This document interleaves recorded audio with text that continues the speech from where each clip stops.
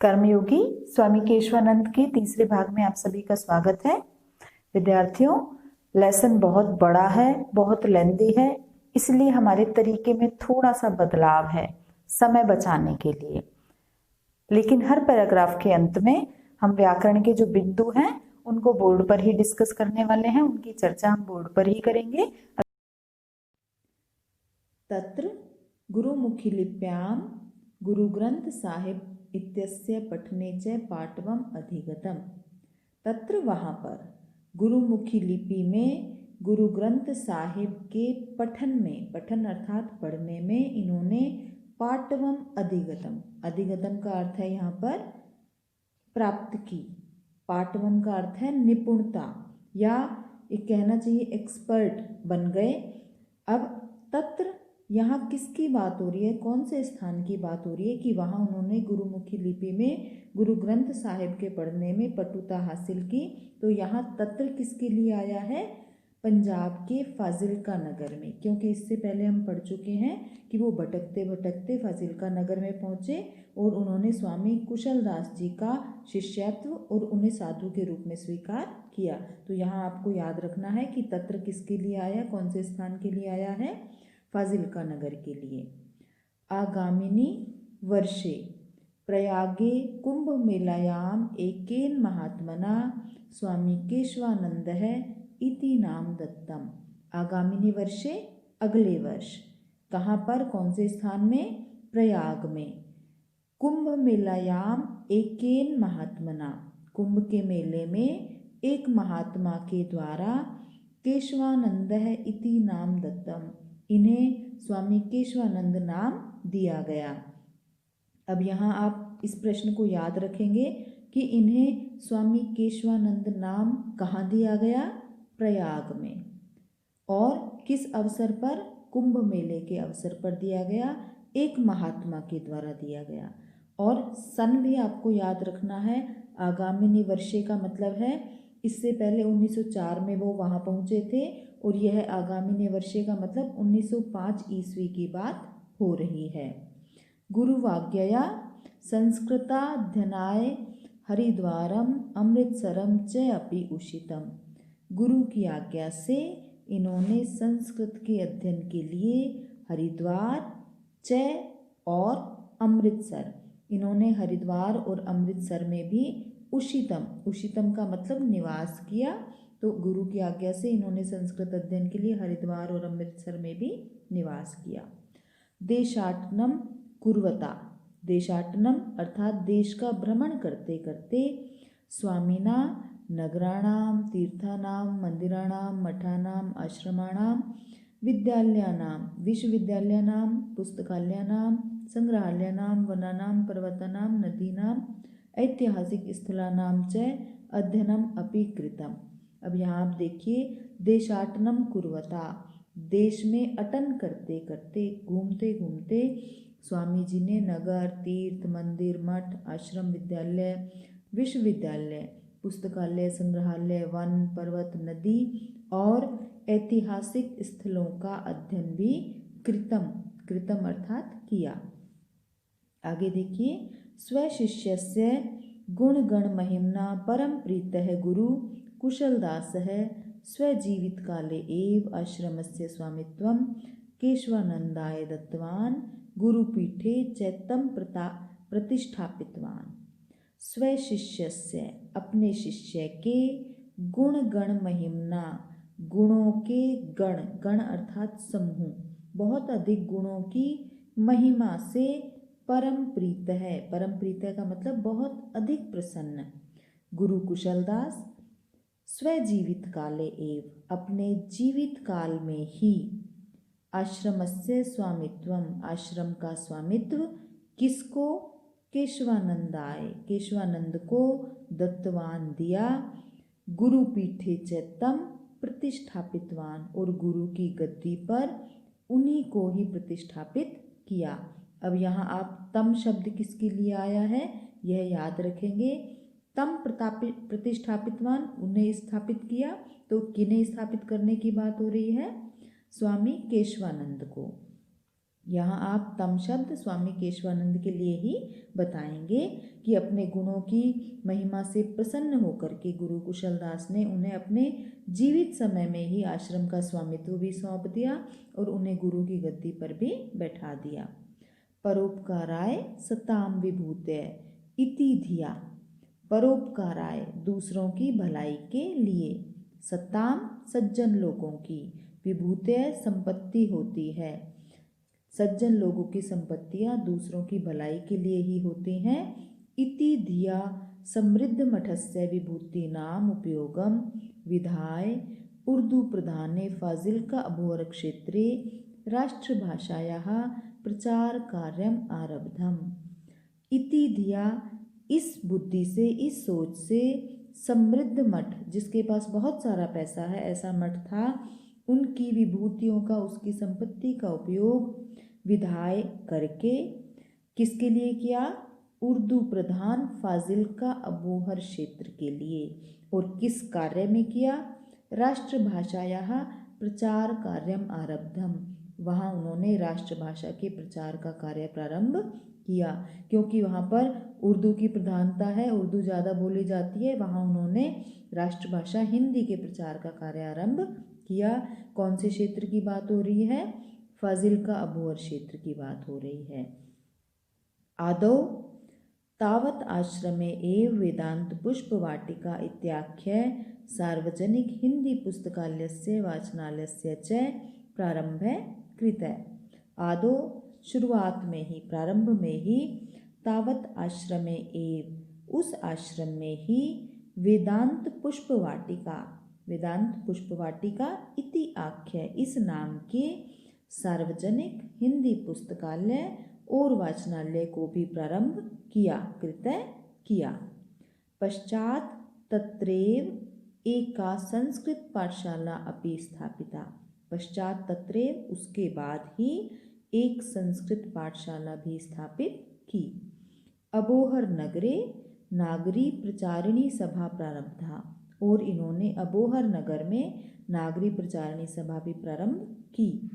जन सहयोगेन साहित्य सदनम अबोहर इति आख्य संस्था अपि आरब्धा, जनता के सहयोग से, लोगों के सहयोग से इन्होंने साहित्य सदन अबोहर इति आख्या इस नाम की संस्था अपि संस्था भी आरब्धा आरंभ की।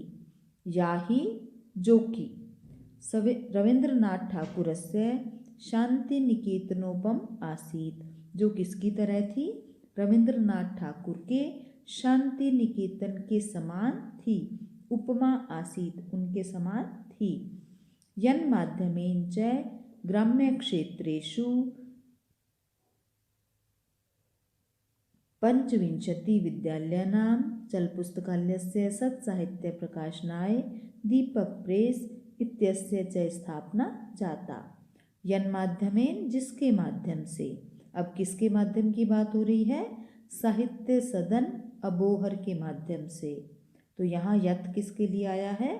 साहित्य सदन अबोहर के लिए, जिसके माध्यम से ग्रामीण क्षेत्रों के 25 विद्यालय, चल पुस्तकालय और अच्छे साहित्य के प्रकाशन के लिए इन्होंने दीपक प्रेस की स्थापना भी की।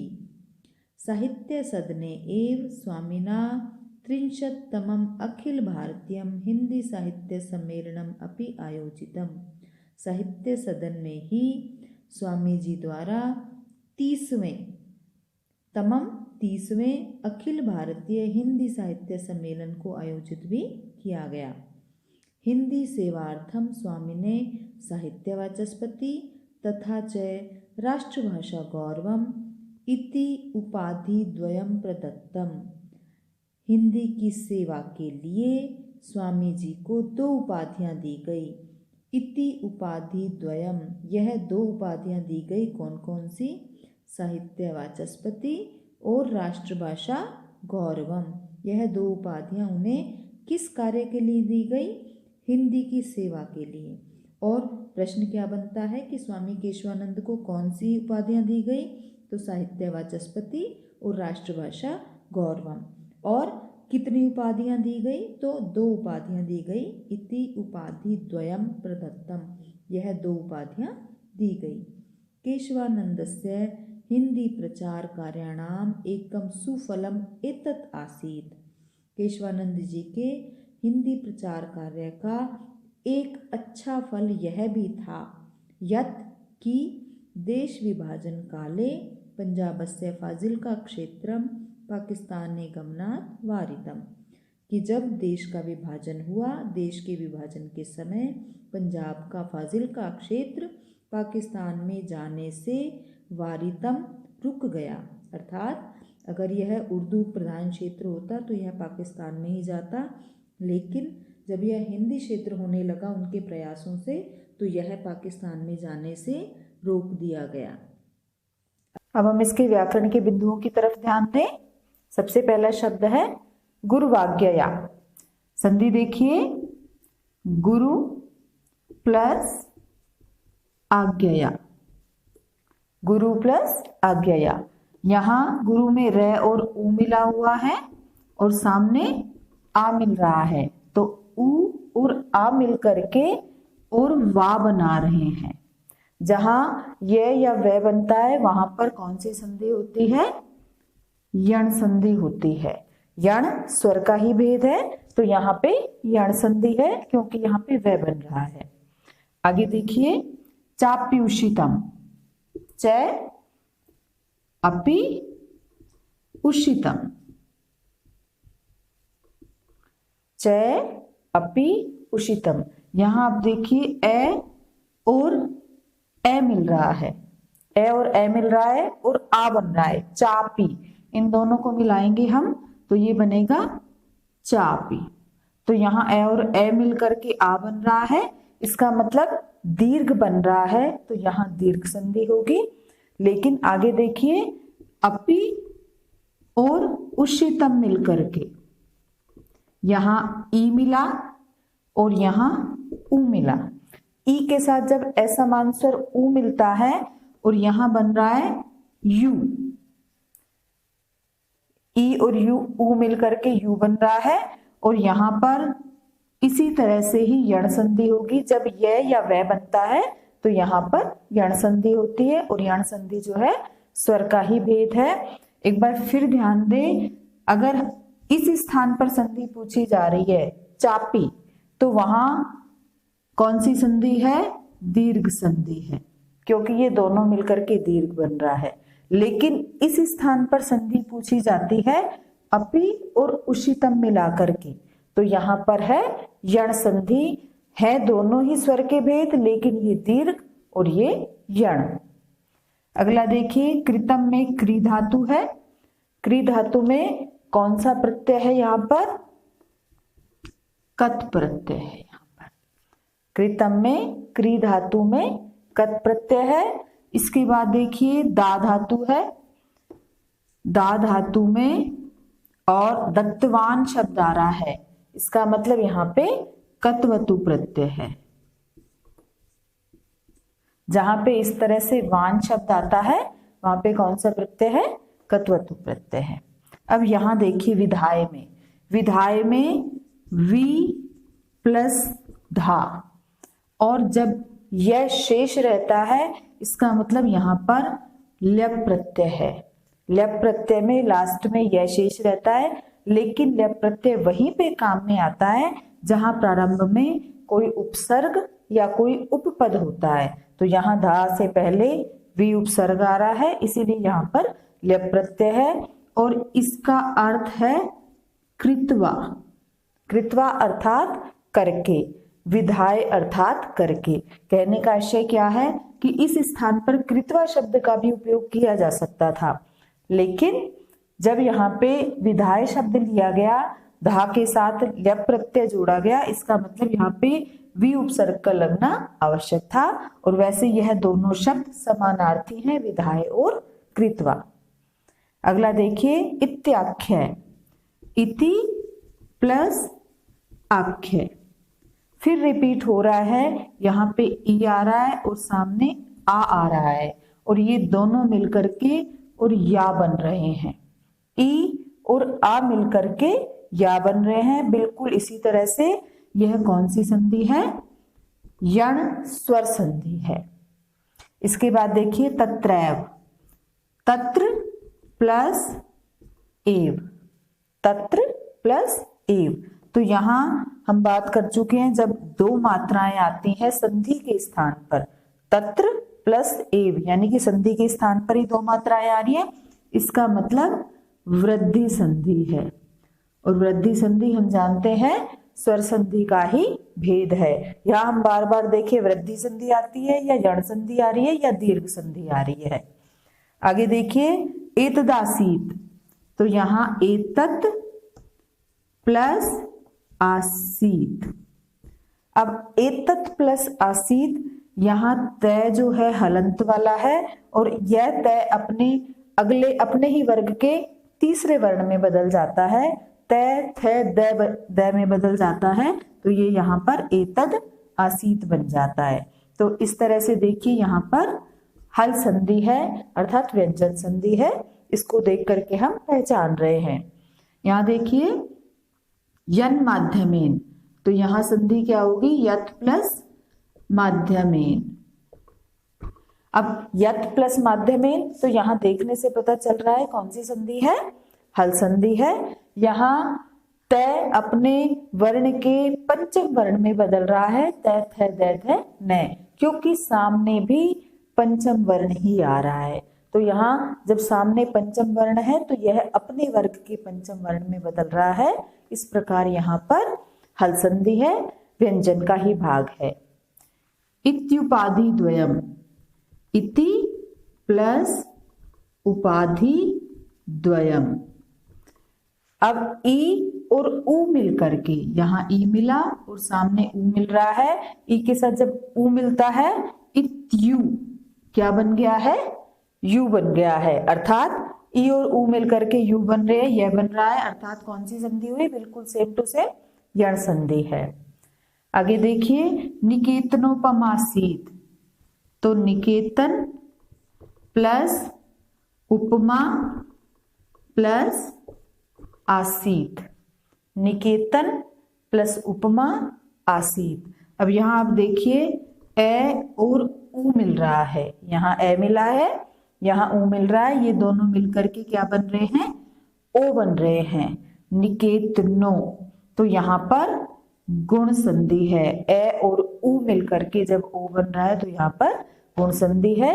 और यहाँ आप देखिए उपमा आसीत, उपमा में आ मिला हुआ है सामने वाले आ के साथ। जब समान वर्ण मिल रहे हैं, एक ही वर्ग के हैं दोनों, तो दोनों का दीर्घ जो होगा दोनों में से वही बनेगा। तो यहाँ पर कौन सी संधि होगी? दीर्घ संधि। और दीर्घ संधि स्वर संधि का ही भेद है। स्वातंत्र्य आंदोलने अपि सक्रिय स्वामी केशवानंदः नैकवारं वर्षाणि यावत् कारागारेषु अपि निबद्धः।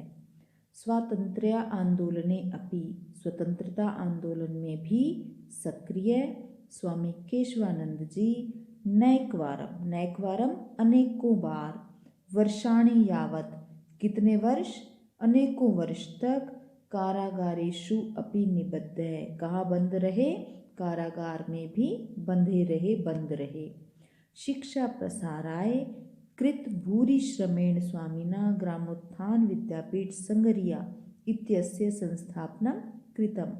शिक्षा के प्रसार के लिए अत्यधिक परिश्रम करने वाले, कृत भूरि श्रमेण अत्यधिक परिश्रम करने वाले स्वामी ग्रामोत्थान विद्यापीठ संगरिया नाम की संस्था की स्थापना भी की। कृतम माने की। ग्राम्य क्षेत्रेषु तेन उपत्रिंशत् शिक्षाशाला उपपंचाशत् छात्रावासा स्थापिता। ग्रामीण क्षेत्रों में इनके द्वारा 300, लगभग 300 शिक्षाशाला और लगभग 50 छात्रावासों की स्थापना की गई। यहाँ 3 शब्द स्वामी केशवानंद जी के लिए आया है। शिक्षा क्षेत्रे स्वामिनः श्रमः पंडित मदन मोहन मालवीयस्य पुरुषार्थम स्मारयति। शिक्षा के क्षेत्र में स्वामी जी का परिश्रम, स्वामी जी की मेहनत पंडित मदन मोहन मालवीय के पुरुषार्थ की याद दिलाती है, अर्थात पंडित मदन मोहन मालवीय के समान ही इन्होंने यहाँ पुरुषार्थ किया है, इतना कार्य किया है। योग्यमेव स्वामीवर्य शिक्षा संत है इति विरुदेन भूषित है। योग्यतम स्वामी वर्य अर्थात श्रेष्ठ, श्रेष्ठ स्वामी शिक्षा संत इस उपाधि से, इस विरुद्ध से भूषित किए गए, अलंकृत किए गए। इससे पहले भी वो 2 उपाधियां धारण कर चुके हैं, अब यहाँ शिक्षा संत की उपाधि भी उन्हें से भी सम्मानित किया गया। समाज सुधारक केशवानंद है मरु प्रदेशे व्याप्तानां मृत्युभोजनम बाल विवाह नारी उत्पीड़नम यौतुक प्रथा अवगुंठन प्रथा स्पृश्यता मद्य सेवनम इत्यादि नाम कुप्रथानां निवारणाय सदैव सचेष्ट है आसीत। समाज सुधारक स्वामी केशवानंद जी द्वारा मरु प्रदेश में, मरु प्रदेश अर्थात राजस्थान में रेगिस्तान प्रदेश में, वहाँ व्याप्त कुछ बुराइयां जो थी, जैसे मृत्युभोज, बाल विवाह, नारी का उत्पीड़न करना, नारी को परेशान करना, यौतुक प्रथा, दहेज प्रथा, अवगुंठन, पर्दा प्रथा, अस्पृश्यता, छुआछूत, मद्य सेवनम अर्थात शराब का सेवन करना इत्यादि कुप्रथाओं के निवारण के लिए, उन्हें दूर करने के लिए इन्होंने हमेशा प्रयास किया, यह हमेशा सचेष्ट रहे, प्रयासरत रहे। स्वामिनो जीवनम सर्वपंथ सद्भावस्य निदर्शनम अस्ति। स्वामी जी का जीवन सभी पंथों में सद्भाव वाला जीवन रहा। निदर्शनम अस्ति अर्थात उदाहरण है, इनका जीवन सभी पंथों के सद्भाव का उदाहरण है। अयम ही जाट जातो जाता है परम सिख गुरु नानक देवस्य पुत्रेण श्री चंदेन प्रवर्तिते उदासी संप्रदाय दीक्षित है। यह है तो जाट जाति के, लेकिन सिख गुरु नानक देव के पुत्र श्री चंद द्वारा प्रवर्तित उदासी संप्रदाय में दीक्षित हुए, अर्थात जाट जाति का होने के पश्चात भी यह सिखों के गुरु नानक देव के पुत्र श्री चंद द्वारा चलाए गए उदासी संप्रदाय में दीक्षित हुए। गुरु ग्रंथस्य उत्तम पाठी अभूत, और गुरु ग्रंथ साहिब के बहुत श्रेष्ठ उत्तम पाठी बने। पाठी अर्थात उसका पाठ करने वाले, उसे पढ़ने वाले। एकादश वार्षिक साधनया सप्त शत पृष्ठात्मक सिख इतिहासस्य लेखनम कारितवान। एकादश वार्षिक साधनया 11 वर्षों की साधना के पश्चात इन्होंने 700 पृष्ठों का सिखों का इतिहास लेखनम कारितवान, इन्होंने लिखवाया, लेखनम करवाया, स्वयं नहीं किया है, यहाँ ध्यान रखना है। 700 पृष्ठों का सिखों का इतिहास इन्होंने लिखवाने का कार्य किया है।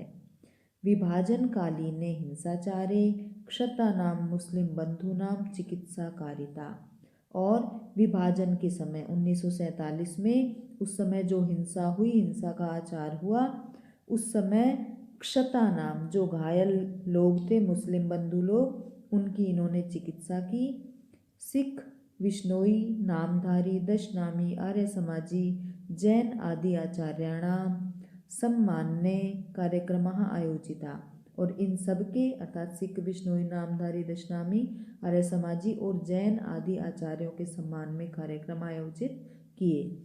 जाट विद्यालय है संगरिया इत्यस्य नाम परिवर्त्य ग्रामोत्थान विद्यापीठ इति अकरोत्। जाटों के विद्यालय संगरिया का नाम बदल के परिवर्त्य, परिवर्त्य अर्थात परिवर्तित करके, बदल करके उसका क्या नाम रखा, ग्रामोत्थान विद्यापीठ इति अकरोत्, ऐसा उन्होंने उसका परिवर्तन किया। अर्थात जाट विद्यालय नाम आते ही यह सिर्फ जाटों के लिए हो जाता, लेकिन उन्होंने ग्रामोत्थान विद्यापीठ करके उसे सभी के लिए खोल दिया। स्वामी केशवानंदस्य प्रकल्पान द्रष्टुम सर छोटू राम है, के.एम. पणिक्कर है, राजर्षि पुरुषोत्तम दास टंडन है, भूदान प्रणेता विनोबा भावे, पंडित जवाहरलाल नेहरू, श्रीमती इंदिरा गांधी, बाबू जगजीवन राम है। यहाँ देखते चलेंगे स्वामी केशवानंद के संकल्पों को द्रष्टुम देखने के लिए, यह सब नाम जो मैंने अभी पढ़े, सर छोटू राम, श्रीमती इंदिरा गांधी, बाबू जगजीवन राम इत्यादि, श्री लाल बहादुर शास्त्री, राजा महेंद्र प्रताप, राजा शार्दुल सिंह, महाराजा करणी सिंह, मोहनलाल सुखाड़िया, बरकतुल्ला खां, डॉक्टर वासुदेव शरण अग्रवाल, नैके च अन्य भारतीय वैदेशिका च विद्वांस है, शिक्षाविद है। पुनः आ जाए वापस, नैके अनेकों, च अन्य और अन्य भारतीय, इनके अलावा जो इतने सारे नाम मैं पढ़ रही हूँ, इनके अलावा अन्य भारतीय बहुत सारे, वैदेशिका च और विदेशी लोग विद्वान थे, जिनमें शामिल शिक्षाविद थे, राजनीतिविद थे, धर्माचार्य थे। यथावसरम संगरिया विद्यापीठे समायाता, यथावसरम समय समय पर जैसे उन्हें अवसर मिला वो लोग संगरिया विद्यापीठ में आए हैं, जिनके मैंने नाम पढ़े हैं। इनके अलावा और भी बहुत सारे भारतीय और विदेशी विद्वान भी आए हैं, शिक्षाविद भी, राजनीतिविद भी, धर्माचार्य समय समय पर यहाँ पर आए हैं। शिक्षायाम महिला कल्याणे दलितोत्थाने च लग्न है, स्वामी जी द्विवारम संसद सदस्य राज्यसभा अवर्तत। शिक्षा, महिला कल्याण, दलितोत्थान में लगे हुए स्वामी जी 2 बार संसद के सदस्य, संसद में से कौन से सदन के सदस्य बने हैं? ये राज्यसभा के सदस्य बने हैं। और कितनी बार बने हैं? 2 बार बने हैं। तो यहाँ भी याद रखने की बात है कि यह कितनी बार राज्यसभा सदस्य बने, 1951 से और दूसरी बार 1964। तो यह 2 बार बने हैं और राज्यसभा के सदस्य बने हैं। सत्यम विलक्षण अयम आसीत सन्यासी, सही बात है कि यह सन्यासी विलक्षण ही हैं, विचित्र ही हैं। अभी कौन से सन्यासी की बात हो रही है? स्वामी केशवानंद जी की। यह खलु, जो वास्तव में आत्मकल्याणस्य मुक्ते व मार्गम अनादृत्य, जो वास्तव में निश्चित ही अपने कल्याण और मुक्ति के मार्ग को अनादृत्य त्याग करके, आत्मकल्याण और अपनी मुक्ति के मार्ग को त्याग करके क्या कहते हैं? देखिए, न तु अहम कामये राज्यम, न तो मैं राज्य की कामना करता हूँ, न स्वर्गम, न स्वर्ग की कामना करता हूँ, न पुनर्भवम और न ही मैं मोक्ष की कामना करता हूँ। कामये दुख तप्तानाम प्राणीनाम अर्तिनाशनम, मैं क्या आशा करता हूँ? मैं तो दुखों से संतप्त प्राणियों के कष्टों की समाप्ति की इच्छा करता हूँ। प्राणीनाम अर्तिनाशनम, अर्थात प्राणियों के दुखों का नाश हो जाए, समाप्ति हो जाए, मैं यह कामना करता हूँ। इति पंथानम अनुसरण, इस पंथ का अनुसरण करते हुए जीवनस्य 89तमे वर्षे, अपने जीवन के 89 अर्थात 89, 90 में से 1 कम, 90 में से 1 कम, 89वें वर्ष में कुर्वन एव इहि कर्माणि, इसी प्रकार के कार्य करते हुए देहल्याम राजमार्गे, कहाँ के राजमार्ग पर? दिल्ली के राजमार्ग पर।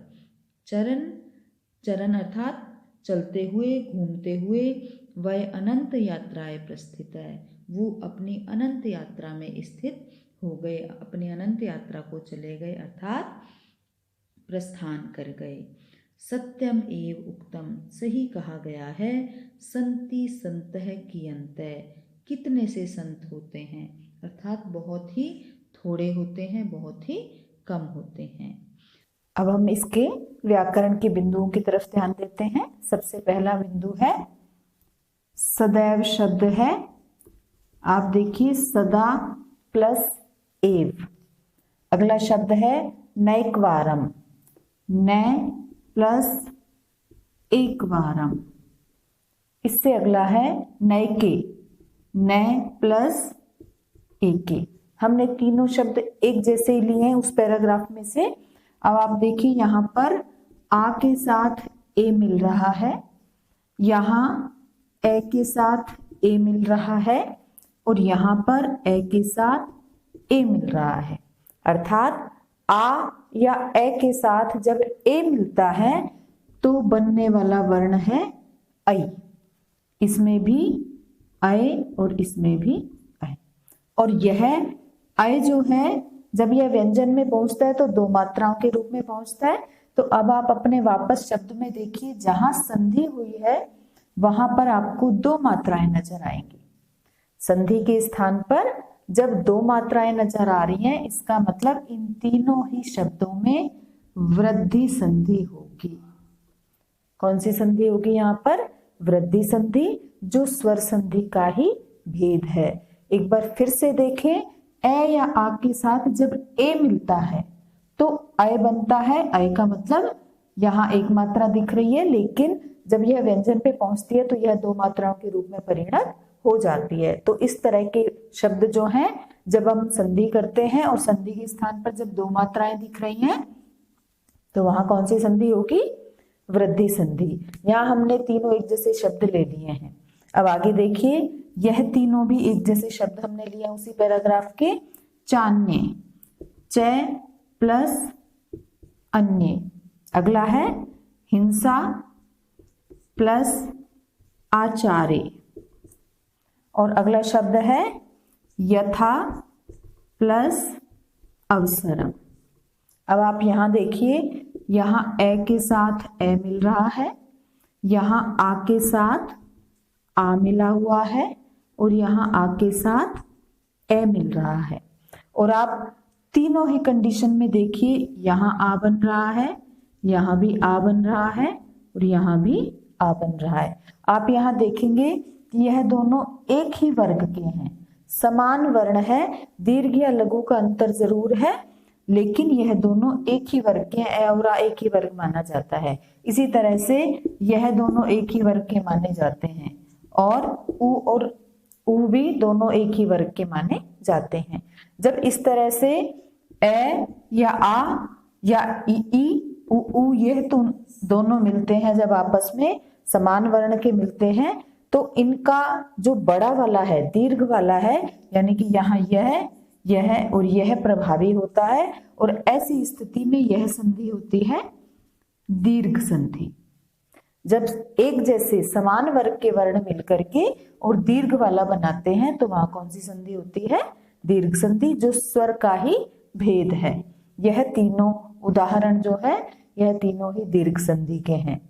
इसके बाद देखिए, इन दोनों में वैदेशिकाश्च और धर्मचार्याश्च, इन दोनों में ही इस स्थान पर संधि होगी और इस शय के स्थान पर क्या बन जाएगा?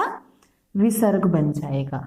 और विसर्ग के स्थान पर जब शय बन जाता है तो वहां सत्व विसर्ग संधि होती है। विसर्ग बन रहा है तो विसर्ग संधि तो है ही, और विसर्ग के स्थान पर शय बन रहा है, इसीलिए कौन सी विसर्ग है यहाँ पर? सत्व विसर्ग है, इसमें भी और इसमें भी। अब आगे देखिए, यह तीनों चारों एक ही जैसे हैं, जैसे इत्यादि नाम। तो यहां देखिए, इति आदि नाम। अगला है इत्यक्रोध, तो इति अक्रोध। फिर अगला है कारागारेषु अपि, तो कारागारेषु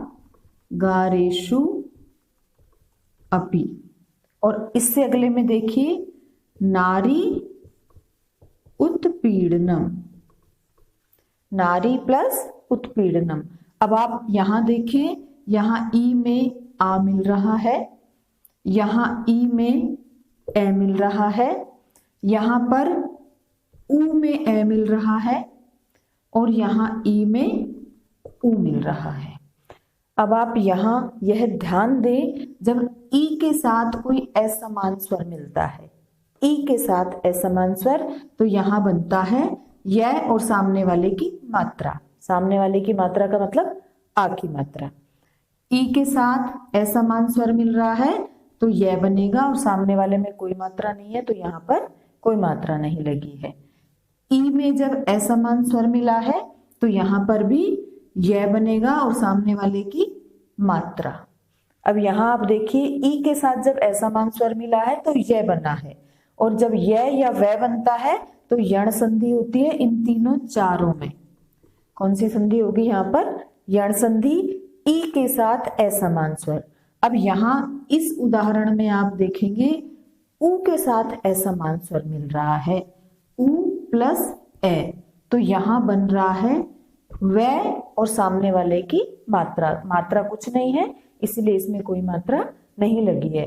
तो जब उ के साथ असमान स्वर मिलता है तो वह बनता है, और ई के साथ जब असमान स्वर मिलता है तो यह बनता है, प्लस सामने वाले की मात्रा। अब यहाँ जब यह या वह बन रहा है तो वहां कौन सी संधि होगी? यण संधि, जो स्वर संधि का ही एक भेद है। इन चारों उदाहरणों में यण संधि है। आगे देखिए, ग्राम उत्थान। अगला है, इस शब्द को छोड़ दीजिए, ग्रंथस्य प्लस उत्तम है, ग्रंथस्य उत्तम है। सिख प्लस इतिहासस्य, सिख प्लस इतिहासस्य। दलित प्लस उत्थाने। और अगला है सत्यमेव। अब सत्यमेव में भी है सत्यम प्लस एव, और अगला है एव प्लस उक्तम, एव प्लस उक्तम। आप यहां ध्यान दें, यह ए के साथ ऊ मिला है और ओ बना है।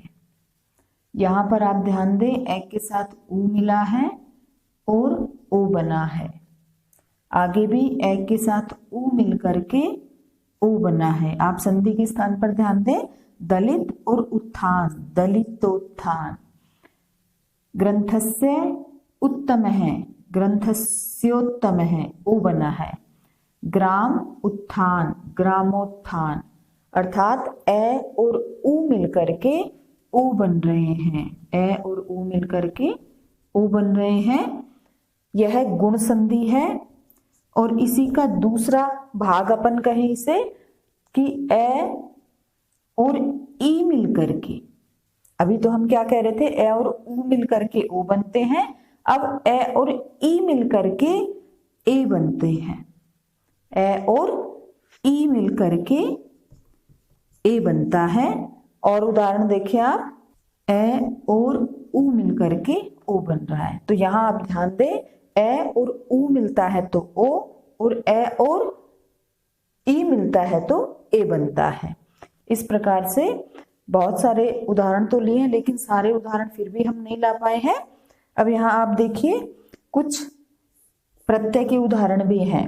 द्रष्टुम, यहाँ द्रष्टुम में तुमुन प्रत्यय है, जहां पे लास्ट में तुम की आवाज आती है, कहीं कहीं तुम, लेकिन कुछ स्थानों पर यह तुम होता है।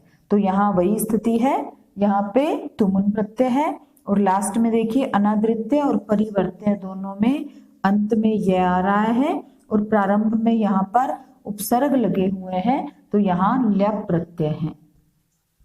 जहां प्रारंभ में कोई उपसर्ग या उपपद होता है और अंत में यह आ रहा है, इसका मतलब यहाँ पर ल्यप प्रत्यय है।